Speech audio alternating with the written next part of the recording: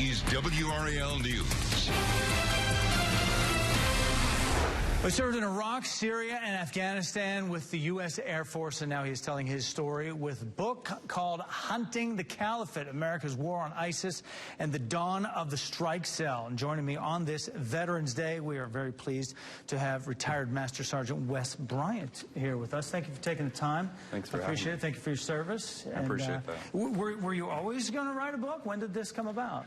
I wasn't. I actually got asked to do the book by the co-author, Major General Petard. After he had retired, I was still serving. I had just gotten done with a rotation running the airstrike campaign actually in Syria in 2015. And he reached out to me to provide a JTAC perspective on this book. How did you feel about writing it? Was it liberating? Was it therapeutic? Did it help you reintegrate when you got home? It did, and I appreciate that question. It was very therapeutic. It was very eye-opening because, as you can see from the book, you have when you read it, you have a general's perspective that's strategic and political. You have that my enlisted kind of tactical perspective, and there was a lot of frustration on my end and on the end of the tactical warfighter.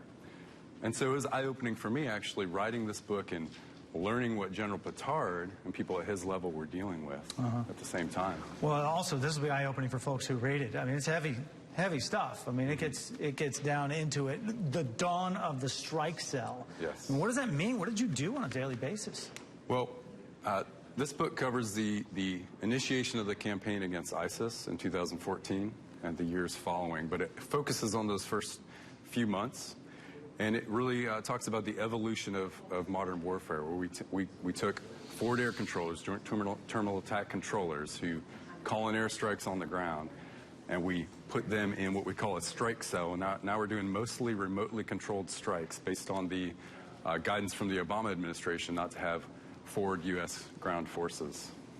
And it was just an unprecedented method of warfare, an evolution of warfare at the time. To be removed from that, I mean, this is, people's lives at stake, and you're far, far away. How was that dynamic? Yes, it was difficult. We had done it before, ever since the 90s, mostly on high-value targets, what we call.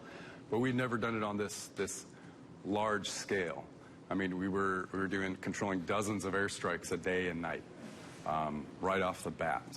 And, we're coordinating with our aircraft overhead via all kinds of communications. We're watching their feeds on screen, fighters, bombers, drones. And we're coordinating with our ground Iraqi and Kurdish forces through other means, through radio, cell phone. We also have ground intelligence sources we're coordinating with to get this ordnance on target to kill ISIS, basically. Yeah. And in the book, you reference looking forward, the future of Iraq. Has your perspective changed on that since you finished writing the book and given the current climate?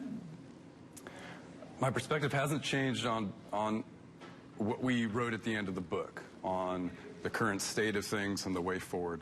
As we can see in recent news on Syria, on our policies in the Middle East and the war against ISIS, one of the biggest problems we've had from the start, really, of 9/11 and our warfighting sense has been just this back and forth. Our strategy, our end state continues to change, continues really to not be defined in various places throughout the Middle East. And we need to fix that, or else we're not going to have a long-term stable Middle East and a solution. And that's kind of a hint towards the recent withdrawal of troops and that, your take on that at this point. Yes, and that's, exactly.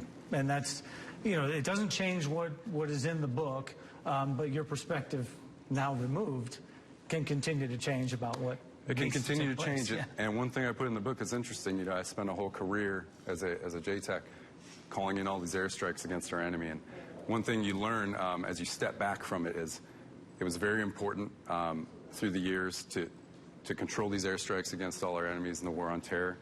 Still is now. It's very important to do this wide-scale airstrike campaign against ISIS. But at this point, we need to start looking at not just military options. We need to focus on the geopolitical, the diplomatic, infrastructure care, this full spectrum to take care of stability in the Middle East.